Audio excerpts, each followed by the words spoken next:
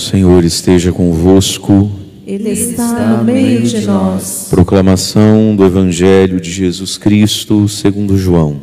Glória a vós, Senhor. Celebrava-se em Jerusalém a festa da dedicação do templo. Era inverno. Jesus passeava pelo templo no pórtico de Salomão. Os judeus rodeavam-no e disseram: até quando nos deixarás em dúvida? Se tu és o Messias, dize-nos abertamente. Jesus respondeu: já vou-lo disse, mas vós não acreditais. As obras que eu faço em nome do meu Pai dão testemunho de mim. Vós, porém, não acreditais, porque não sois das minhas ovelhas. As minhas ovelhas escutam a minha voz. Eu as conheço e elas me seguem. Eu dou-lhes a vida eterna e elas jamais se perderão, e ninguém vai arrancá-las da minha mão. Meu Pai, que me deu estas ovelhas, é maior que todos, e ninguém pode arrebatá-las da mão do Pai. Eu e o Pai somos um. Palavra da salvação. Glória a vós, Senhor.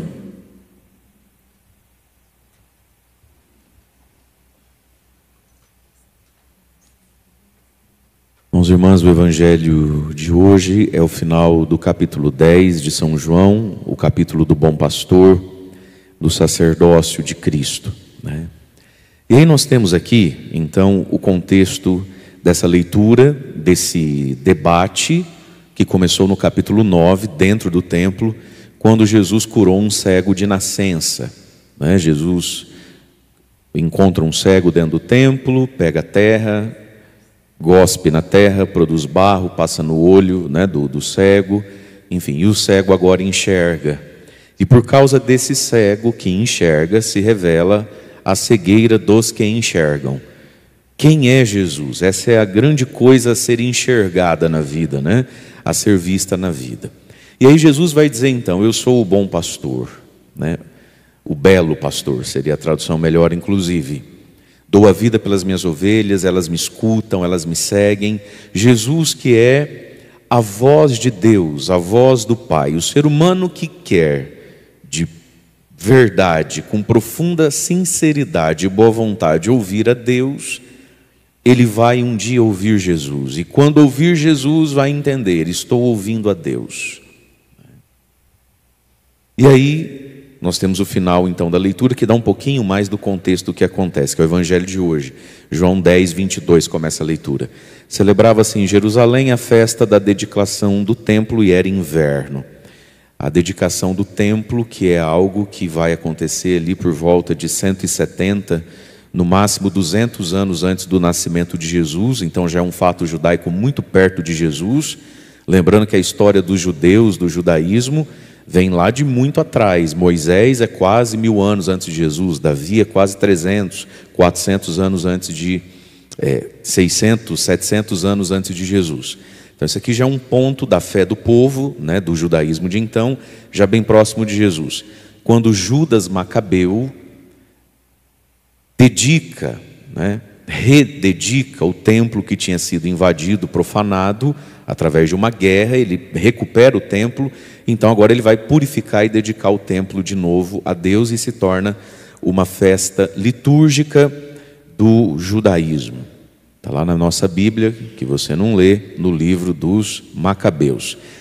E é uma festa no inverno do hemisfério norte. Está lá Jesus então no templo e ele curou o cego. Já fez esse discurso aí do bom pastor. Então é dentro dessa questão que a gente está, o templo. E o templo é muito importante para os judeus, e o templo é muito importante para a gente entender quem é Jesus. Destruir esse templo, em 3 dias construir de novo. Você é louco, mais de 40 anos para construir, depois para dedicar, e você faz tudo em 3 dias, e Jesus dizia do templo do seu corpo. E ontem, vamos juntar então essas duas peças, isso é importante para nós. Templo e porta. Ontem no Evangelho Jesus dizia: eu sou a porta das ovelhas, quem entra por mim, quem não entra por mim. Pois muito bem, queridos, Jesus, o corpo de Jesus, a pessoa Jesus de Nazaré, aquele homem que estava ali e que acabou de cuspir num tanto de terra, fazer um bolinho de barro e passar no olho de um homem, e esse homem enxerga. Quem é esse homem? Diz que o pai dele é o tal do Zé, tinha uma carpintaria boa lá em Nazaré. Quem é esse homem, então? Quem é Jesus? Isso aqui é muito importante. Jesus é o novo templo de Deus. Portanto, para entrar e sair de Deus, né, na imagem de ontem, de uma porta, nós vamos entender que não se tem Deus, não se tem acesso a Deus, sem a humanidade de Cristo. Esse é o grande escândalo para o judaísmo. Eu não sei porque quem distribuiu as leituras dessa forma tirou o versículo 31 do Evangelho de hoje. A gente terminou o Evangelho de hoje dizendo assim: e Jesus disse, eu e o Pai somos um. Certo? Que é o ponto alto teológico da ideia. Mas o versículo 31, que é o versículo depois, está escrito o quê? Quem tem Bíblia? No seu 31. Pegaram em pedras para matar Jesus. Então o ponto alto teológico é o 30. Eu e o Pai somos um. O ponto alto da adrenalina da coisa era o 31, foi tirado da nossa leitura aqui de hoje. Pegaram em pedras para apedrejar, para matar Jesus. Então, isso aqui é o grande escândalo para a fé judaica e para qualquer fé. Que um homem seja Deus. E que esse tipo de homem, carpinteiro, anda com gente comum do povo, ensina essas coisas, que isso é Deus. O ser humano sempre quer um Deus que seja mais extravagante, exótico e esotérico, né? Se Jesus viesse na terra, se andasse na terra um ser totalmente alheio ao humano, sei lá, um ET, andando na terra, acho que tinha tido mais sucesso. Nós e essa nossa mania de desligar Deus da vida e a vida de Deus, né? Então, esse é o grande escândalo. Portanto, não tem Deus, não tem céu sem a humanidade de Cristo, sem a encarnação, sem a carnalidade de Jesus, sem o Deus que é verdadeiro Deus e verdadeiro homem. Portanto, a porta é a humanidade de Cristo. O templo é o próprio Cristo, enquanto homem. Portanto, Jesus é um lugar que contém algo para nós, ele contém Deus. Ele nos dá Deus, ele nos dá o Pai, ele nos dá o Espírito Santo, ele nos dá ele mesmo. Então, o acesso àquilo que o ser humano precisa está na humanidade de Jesus. E a humanidade de Jesus nos é possível hoje, no ano 2024, através dos sacramentos. É por isso que Jesus vai insistir: Nicodemos, toda essa tua boa vontade aí precisa ser sacramentada, tocada e selada por uma água. Povo, toda essa boa vontade, toda essa fome de vocês precisa ser tocada, redimida, acolhida, absorvida e juntada num pão. E nada disso é liberdade poética na boca de Jesus, né? Liberdade poética, você sabe o que é isso, né? É quando você pega um tema, uma palavra, joga ela um pouco fora do contexto, e ela dizendo só um pouquinho de tudo que ela poderia dizer, tá bom também, não vamos brigar por causa disso. Exemplo: quando um homem pega um violão, pensa numa mulher e diz assim: vem meu céu, meu pão de mel. Isso é uma liberdade poética. Por óbvio, ela não é o céu, nem mesmo um pão de mel. Está mais, às vezes, para um torresmo, para um toicinho, do que para um pãozinho de mel. É uma liberdade poética, não é isso? Para se fazer a coisa, né? E liberdade poética também significa poder falar ou escrever do jeito errado e não estar errado, né? Como sambas antigos, Demônios da Garoa, né? Aquelas músicas mais antigas, não posso ficar nem mais um minuto. Pega aquele tipo de letra, tem um monte de erro ali, de conjugação, intencionalmente, porque a pessoa está querendo traduzir, né, um tipo de gente. Então você olha para aquilo, para aquela poesia e não corrige, está tudo errado, a conjugação e a gramática. Mas é uma liberdade poética dada ao autor. Tá, fecha parênteses, você devia ter... matou a aula, agora o padre, não vou consertar nada não. Mas tá, Jesus não fala de água, de pão, dessas coisas, enquanto liberdade poética, vem meu céu, meu pão de mel, meu bem-querer. Não tem isso aí não. O ser humano tem que ser tocado por uma água. que por óbvio não é a água da torneira lá de casa. Tem que comer um pão, que por óbvio não é a torradinha, o pãozinho que saindo da missa você vai comprar, vai esquentar na torradeira. Então, a humanidade de Cristo, sem a qual não se tem Deus, não se tem redenção, não se tem comunicação espiritual, não se tem toque na nossa própria alma. Não é liberdade poética essa conversa, é sacramental. Pois muito bem, diante disso tudo está o escândalo. E a tensão de pegar as pedras é apedrejar Jesus, quando ele afirma no versículo 30, eu e o Pai somos um, não tem diferença entre nós, eu e o Pai somos um. Se você quiser separar um do outro, você acabou de rasgar Deus no meio. Eu e o Pai somos um. Não se tem o Pai sem Jesus e não vai se ter Jesus sem ganhar o Pai ao mesmo tempo. Mas eu e o Pai somos um. E aí eles vão querer pegar em pedras. Isso é uma blasfêmia. Isso é uma violência à racionalidade humana, à inteligência, ou à petulância, ao orgulho humano, enfim. Mas essa é a nossa fé.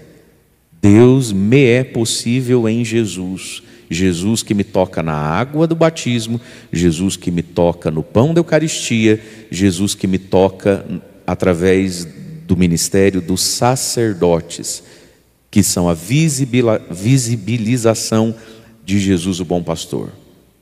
Então vamos de novo. Deus me é possível. Olha que lindo isso. Te é possível. Como? Em Jesus que me toca. Com liberdades poéticas da mente humana? Não. Na água do batismo, no pão da Eucaristia e no pastoreio e nos sacramentos dados pela igreja através do sacerdote. Ponto final. É isso que é para nós, é assim que acontece. Em nós, esse eu e o Pai somos um. E essa é a nossa fé. Mas aí vamos voltar ao Evangelho. Nós estamos dentro de um drama aqui. De um drama que a gente tem que entender, nos colocar um pouco no lugar das pessoas daquele tempo, mas é um drama que acontece em nós hoje também, de modos diferentes, em graus diferentes, dependendo de como vai a nossa vida espiritual e a catequese que a gente recebeu ou não. Versículo 23 diz então que Jesus, nessa dedicação do templo, que era inverno, passeava pelo templo no pórtico de Salomão. Jesus que gostava de andar no templo, Agora entenda, o templo tinha pórticos, tinha lugares. O templo era como que um lugar que tinha outros espaços além do espaço do culto. Por óbvio, Jesus não ficava andando. É diferente um pouco essa compreensão, Quando a gente fala templo hoje, a gente pensa a igreja, o lugar onde tem a missa. E por óbvio, ali não se fica andando, Porque o templo de Jerusalém era diferente. Ele tinha pátios, ele tinha um lugar de fora, só que é dentro, apesar de ser fora. Por isso que Jesus estava dando um rolezinho ali. Por óbvio, ele não estava atrapalhando ninguém fazer a sua pregação ou fazer os cultos e os salmos. Bem entendido isso aí. Os judeus rodeavam-no e disseram, versículo 24: até quando nos deixarás em dúvida? Se tu és o Messias, dize-nos abertamente. Vamos lá. Aí Jesus vai dizer, mas já vô-lo disse, versículo 25. Mas vós não acreditais, as obras que eu faço em nome do meu Pai dão testemunho de mim. Está lá no profeta Isaías, o meu servo ungido. Aí tem os sinais messiânicos. O coxo saltará e correrá como um cabrito. Bonito. Pocotó, pocotó, pocotó, pocotó. Os cegos vão ver, os surdos vão ouvir, a língua do mudo vai desatar. E eles tinham acabado de ver um cego de nascença enxergar. Nunca tinham visto isso. Porque um homem cuspiu numa terra, fez uma gosma, passou no olho do sujeito e falou assim: vai te lavar na piscina de Siloé. O homem foi e voltou enxergando. Todo mundo, pum! Olha o que Isaías falou 700 anos atrás. Faz 7 séculos que a gente espera para ver isso. E estão vendo. Aí eles vêm com a pergunta: é você, não é você? Diz abertamente, vai deixar a gente em dúvida até quando? Essa pergunta na boca do povo mais simples era muito sincera, era muito honesta.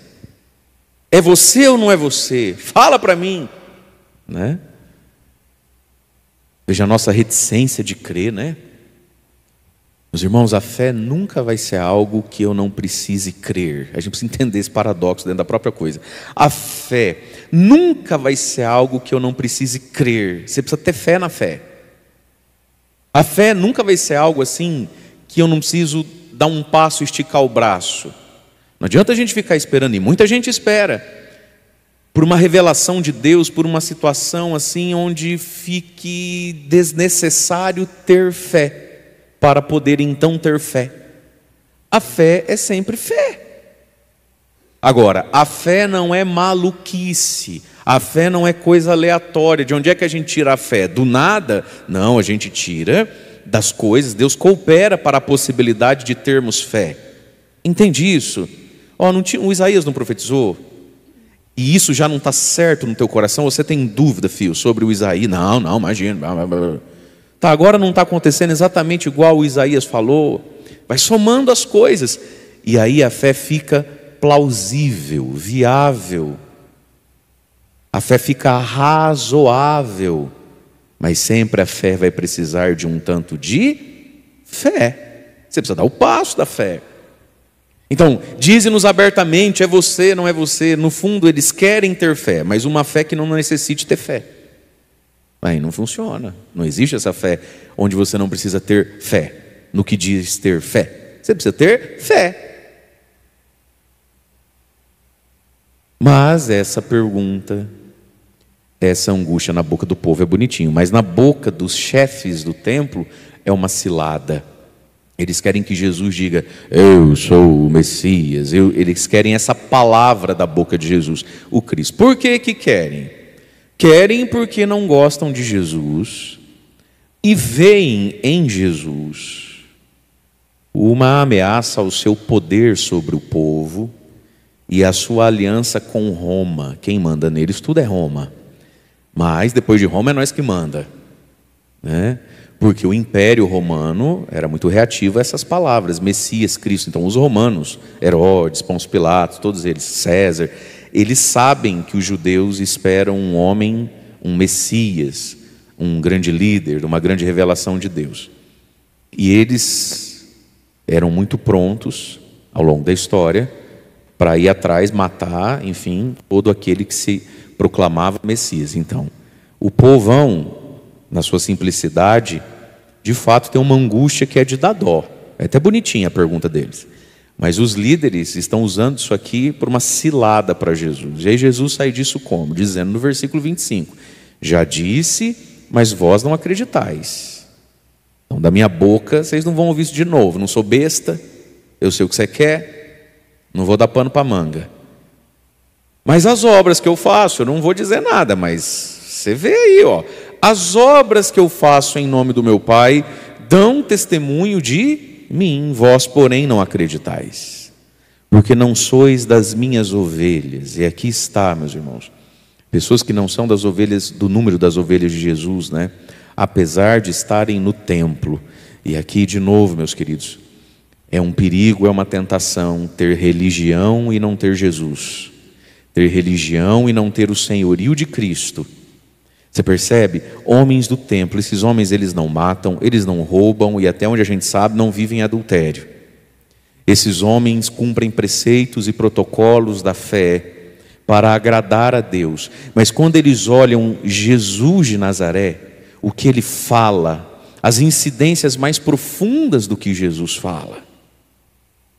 E eu não sei se você já reparou, os grandes temas que até hoje, porque Jesus ele é muito manipulado e usado até hoje, sempre, para interesses escusos, financeiros.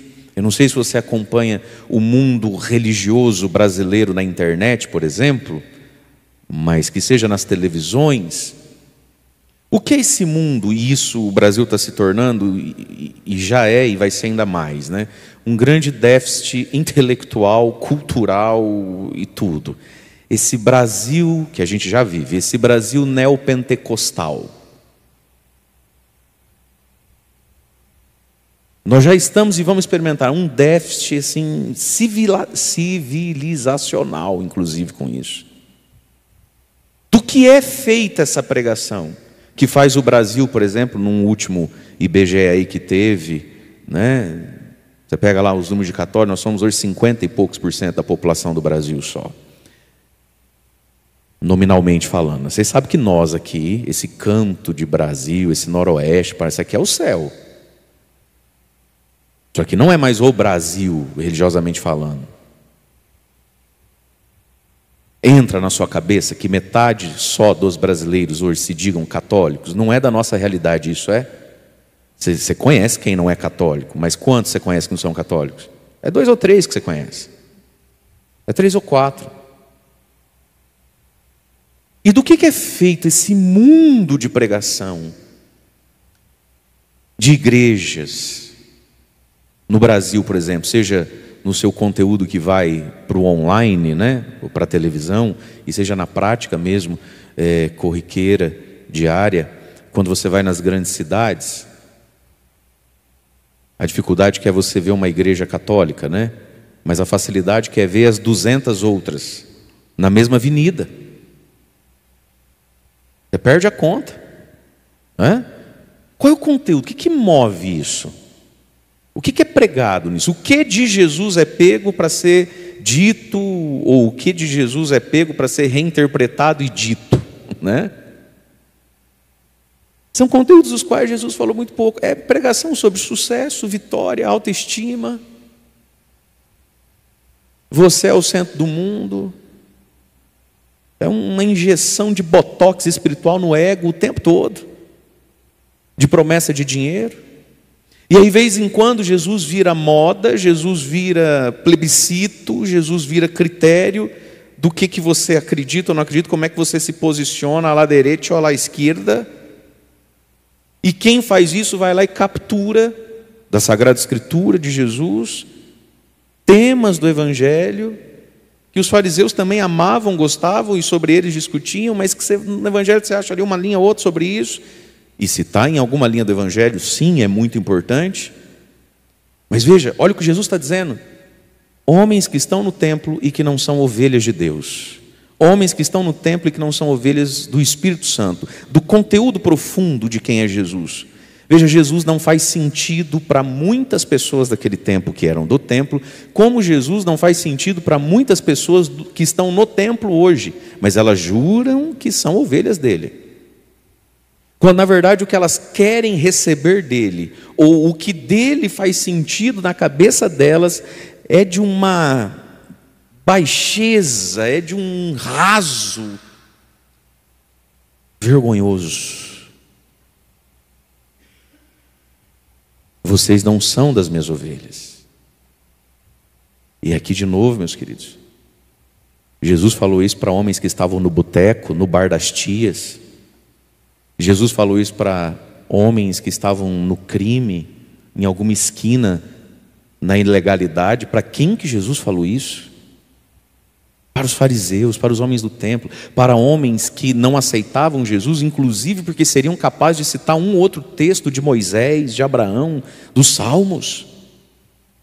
Por isso que nós necessitamos muito do Espírito Santo de Deus. Ponto 1. Ponto 2. Por isso que nós necessitamos muito do Evangelho. Do Evangelho, desse confronto com a palavra, meus queridos. Senão a gente pega esse fato, esse nome, esse arquétipo, Jesus, e a gente molda um Deus e um Jesus à nossa imagem e semelhança, sabe? A imagem e semelhança da minha brutalidade, da minha preguiça, da minha devassidão, do meu preconceito, da minha raiva, da minha ganância. E a gente sai esculpindo um Jesus que nada mais é do que eu, só que fora de mim. E eu me adoro a mim mesmo, me legitimo a mim mesmo, e por óbvio não melhoro a mim mesmo, cultuando um negócio que eu chamo de Jesus, mas no fundo só sou eu fora de mim. Por isso que a gente precisa da palavra, do Evangelho, ler com a unção do Espírito Santo, com a doutrina da igreja e com o testemunho dos santos e santas de Deus. da vida deles, as páginas das Escrituras e encontrar Jesus. Porque veja, meus amados, vocês não são das minhas ovelhas, disse Jesus dentro do templo na festa da dedicação. Você não acha isso aqui um negócio perigoso, mais do que andar de avião? Perigoso mais do que, sabe, do que ir no dentista, fazer canal. As pessoas têm medo de muitas coisas, né? A gente coloca uns medos na vida, né? Você intui o medo, já começa a dar até aquele suador. Eu tenho medo de um versículo desse. Jesus fala: vocês não conseguem ser guiados pelo Espírito de Deus, e disse Jesus dentro do templo. Isso é apavorante. Você não acha? Meu Deus do céu! Por isso, meus amados, nós precisamos da Escritura, do Evangelho, das coisas que Jesus falou mesmo. E nós precisamos do Espírito Santo nos guiando, nos ungindo. E nós vamos conhecer a história dos santos e santas de Deus. Quem sabe, conhecendo um pouco mais profundamente, né, da essência, do tempero e do tom dos santos e santas de Deus, certas safadezas teológicas, certas nuances da fé não nos seriam tão desejáveis e tão visíveis. Sabe, às vezes a gente vê certos dizeres sobre a vida, certos dizeres sobre Cristo, certos usos e pontuações da Escritura, que, me desculpe, você olha para aquilo, você fala assim: mas isso não tem muito a ver com São Francisco de Assis, né? Isso aí não encaixa em Madre Teresa de Calcutá nunca, né? Isso aí eu não consigo relacionar isso com Santa Teresa. Não dá. Nós precisamos dos santos e santas de Deus. Porque sem isso, meu irmão, minha irmã, tem cada absurdo que passa a ser possível. Como diz o povo, o golpe está aí, cai quem quer também, né? Como é que compra certas coisas, sabe? Como é que se inclina para certos lugares e dizeres? Mas é um perigo para você e para mim isso aqui. Vocês não acreditam porque vocês não são minhas ovelhas, disse Jesus no templo para as pessoas que não ficaram em casa dormindo, não foram para o porto pescar em dia de preceito, que acordaram, tomaram banho, pegaram suas crianças e foram para a igreja. Jesus deu essa neles. Faz sinal da cruz comigo, vai assim: livrai-me, Senhor, misericórdia. Não. Erga essa mão, já que você fez a cruz, erga, você fala: vem Espírito Santo. Vem Espírito Santo, bate nessa coisa dura que você tem, maciça sobre o pescoço, parece uma rocha, chama cabeça. Fala assim: abre isso aqui, ilumina isso aqui, bate no coração, fala: amolece aqui, porque não é possível. Versículo 27. As minhas ovelhas escutam a minha voz, elas vão reconhecer a minha voz. Veja, antes de ser de Jesus, a pessoa já é de Jesus. Antes de ser tocado pela água do batismo, né? Antes de receber o pão da Eucaristia, antes de reconhecer a mediação do sacerdócio, dos sacramentos, a pessoa já é de Cristo, o que não quer dizer que ela possa ficar lá sem a água e sem a Eucaristia. Ela vai vir para a água, para a Eucaristia, porque as minhas ovelhas vão me reconhecer, vão reconhecer a minha voz como algo lindo, como algo divino. Meu Deus, quanto tempo eu fiquei sem. Padre, como é que eu resolvo isso agora? Entende? As minhas ovelhas vão me ouvir e me reconhecer. Portanto, quando o ser humano ele é de reta intenção e de boa vontade, ele vai reconhecer Jesus. Não quer dizer que uma pessoa de reta intenção e boa vontade seja santa, porque se fôssemos alvo de Jesus. Mas acontece, meu irmão, minha irmã, tem uma diferença entre fraqueza carnal e a pessoa não ser de boa vontade. Tem muita gente que ela é pessoa de boa vontade. Glória a Deus nas alturas e paz na terra aos homens de boa vontade. Uma coisa é a fraqueza carnal, as nossas misérias, quem não tem? Outra coisa é não ser gente de boa vontade diante de Deus, de reta intenção. E o que é a boa vontade e a reta intenção diante de Deus? É a pessoa que, apesar de ter suas misérias, mas ela é humilde. ela escuta a verdade e acolhe a verdade, com dor ou sem dor, depende da verdade. Tem verdade que dói mais, tem verdade que dói menos. Mas ela se dobra à verdade. Mas ele gosta de uma cachaça, não pode ver uma mulher, eita! Mas tem boa vontade. O que não justifica a cachaça e não, vai mudar, isso vai ser santificado. Ele vai atrás disso em Jesus. Amém?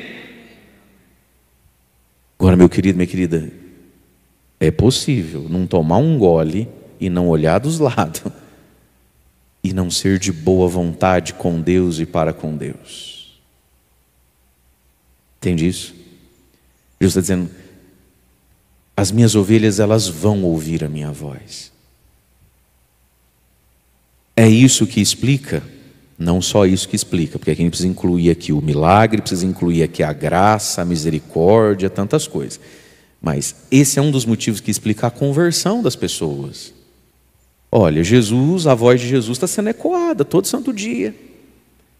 E aí, X pessoas são expostas a essa voz.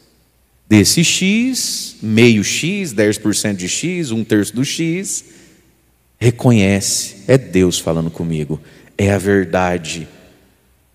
E a pessoa se dobra e ao mesmo tempo se move com humildade ao redor daquilo. Outros tantos, estou nem aí. Quando não, pega a birra e pega a raiva. Deus é livre. Não é?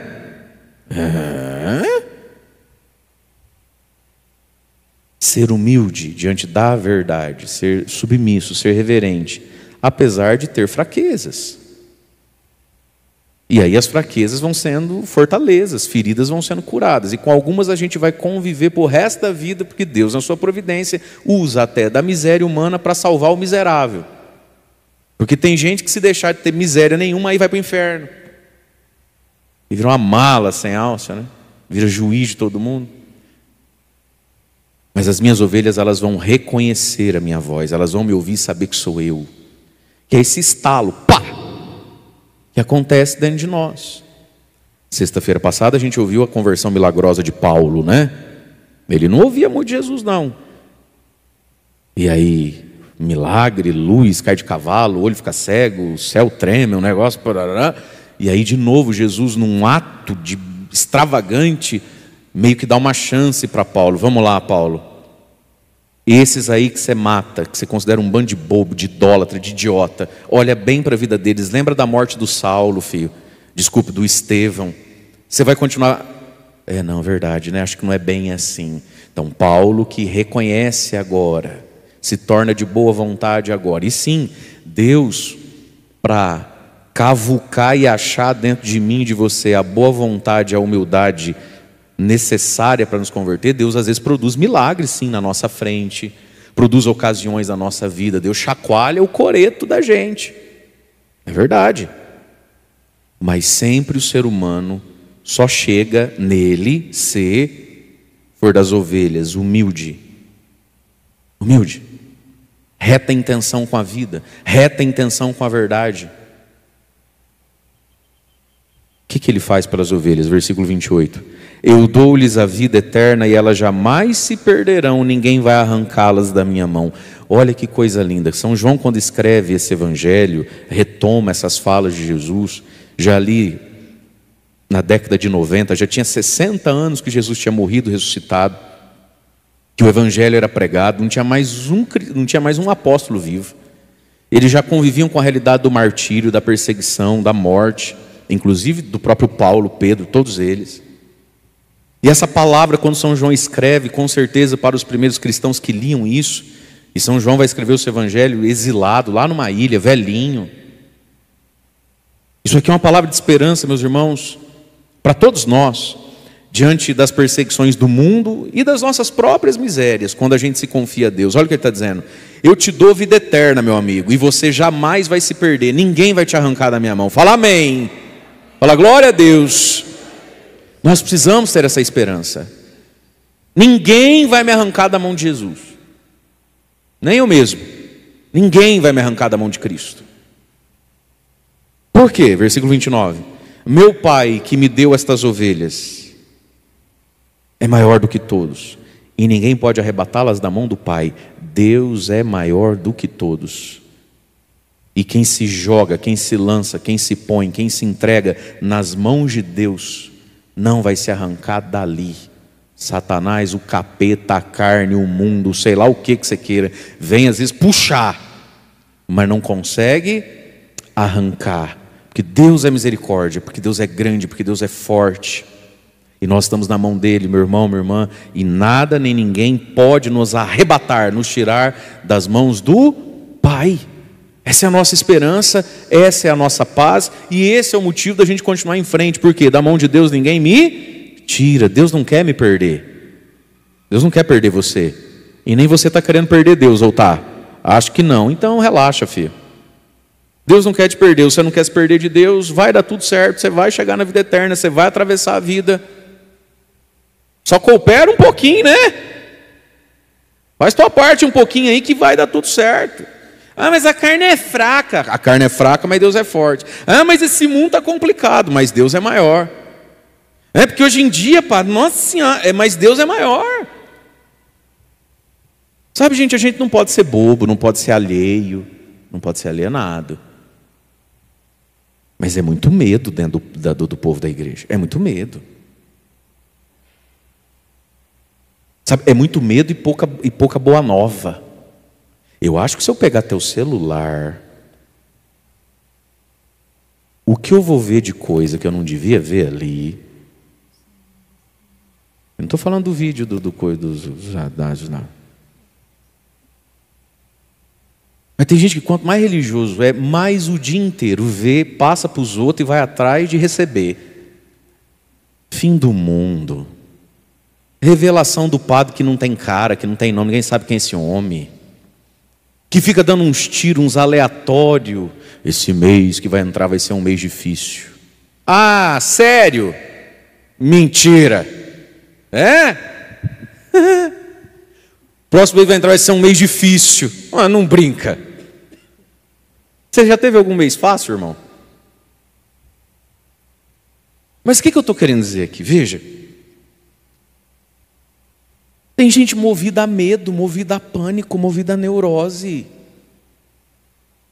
movida a ó esbugalhado. Jesus falou dessas coisas? Falou. Quanto ele falou? E aqui de novo. O evangelho que é boa notícia, o evangelho que é vida, o evangelho que é, sabe, a graça de Deus que redime, que levanta, que potencializa, que nos faz sal da terra, luz do mundo, que nos diz que eu tenho um bom pastor no meio dos lobos, que é só ir.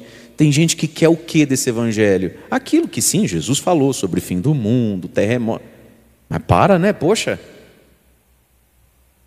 Se isso tudo no evangelho tem 2 ou 3 linhas, por que no seu consumo diário de conteúdo de internet, de pregações, isso também não é só 2 ou 3 linhas? Não, é só o que você vê o dia inteiro. Ave Maria, tem gente dentro da igreja ficando doida, ficando pirada e ficando insuportável.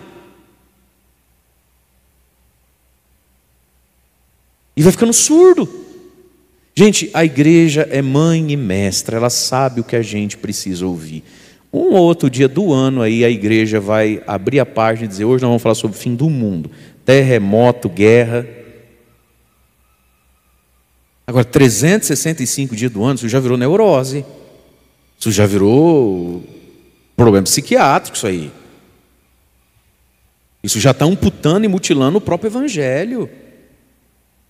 Deus é maior que todos, e se você está na mão dele, se você o quer, ele não te perde.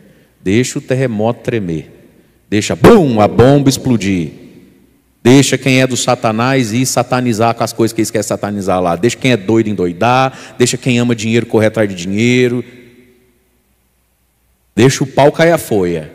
Você não está na mão de Deus? Você está na mão de Deus, aí. Ou não está na mão de Deus, pelo amor de Deus? Vai contra Deus. O Pai que me deu essas ovelhas. Você foi dado a Jesus por Deus Pai? Você crê nisso, sim ou não? Olha para a sua vida, olha para a sua história. São João podia falar isso dele mesmo. Encontrou Jesus novinho, né? São João não tinha nem, sei lá, 20 anos de idade, né? Não tinha 20 anos de idade quando ele segue Jesus. O que um rapaz de 20 anos de idade queria seguir Jesus? Só dos amigos de João, só o João mesmo foi. Agora ele olha para trás e fala assim: foi Deus que me deu a Jesus. Está lá na ilha de Patmos, velho, exilado, maltratado. Deus não vai me perder e eu não vou perder Deus. Olha para a sua vida, olha para a sua história. Quantas pessoas parece, e isso é um grande mistério, parece que elas não foram dadas a Jesus pelo próprio Deus. Isso é um mistério, mas você foi. Então levanta essa cabeça, melhora essa cara. Vai ser bom para os outros. Vai ser bom para você mesmo. Perdoa todo mundo, se perdoa. Levanta a cabeça, respira. Olha quanta coisa boa Deus fez para você. Olha quanta cor para ser vista, olha quanto sabor para ser sentido. Olha quanta gente para ser evangelizada, olha quanta oração para ser feita. O Evangelho, meus irmãos, o Evangelho, a página de cada dia do Evangelho, tira essa neurose coletiva que muita gente está entrando. Melhora a nossa vida e ninguém vai nos tirar da mão do Pai. Sabedores disso, primeira leitura rapidinho, Atos dos Apóstolos 11, do 19 ao 26. Hoje vai aparecer um cara extraordinário aqui na história de São Paulo, um cara chamado Barnabé. Barnabé significa filho da consolação. Paulo, perseguidor, se converte, aceitou Jesus, mas ninguém está querendo comprar muito a conversa do Paulo não, porque o povo tinha tanto medo de Paulo, falava: isso aí, não sei não. As pessoas tinham medo de Paulo. Aí ele encontra Barnabé. Barnabé é o meio campo da comunidade, né? Barnabé é a pessoa que todo mundo respeita. O pessoal tinha dúvida, falou assim: não sei, pergunta para o Barnabé. Barnabé, vem cá um pouquinho. O que você acha desse Paulo aqui? E Barnabé falava: calma que eu também não sei. Vou conviver com ele um pouco. Aí o Barnabé era aquele tipo de gente que, sabia introduzir, né? Sabia mentorear, pastorear. E Barnabé falou: Paulo, você gosta de pregar, né, menino? Você prega bem. Rapaz, você tem o dom da palavra, hein? Eu tenho que ir em tal lugar hoje, você não quer ir comigo? E Barnabé trouxe Paulo para perto. E Paulo foi humilde de andar com o Barnabé. E o Barnabé foi vendo, né? E voltou e falou: galera, o menino é bom. Vamos dar uma chance. Eu vou cuidando. Deixa que o pai está on. Eu vou cuidando. E Barnabé foi lapidando o grande São Paulo. E aí a gente vê o quanto, já desde o início, a importância da igreja. Diz que lá em Antioquia, quando Estevão morre, cada um vai para um lado, corrido, com a roupa do corpo mesmo, ninguém volta para casa, vai cada um para um lado e vai indo embora. Lá em Antioquia começam a pregar inclusive para os gregos, não só para os judeus, as pessoas aceitam. A notícia chega no WhatsApp da paróquia de Jerusalém, ficaram sabendo que lá depois da curva tem uma galera lá.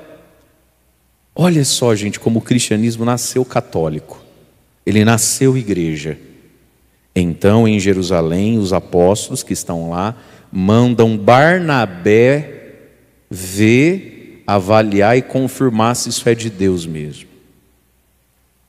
Sabe, não existe cristianismo desligado da igreja. Nunca existiu, nem no primeiro dia da fé.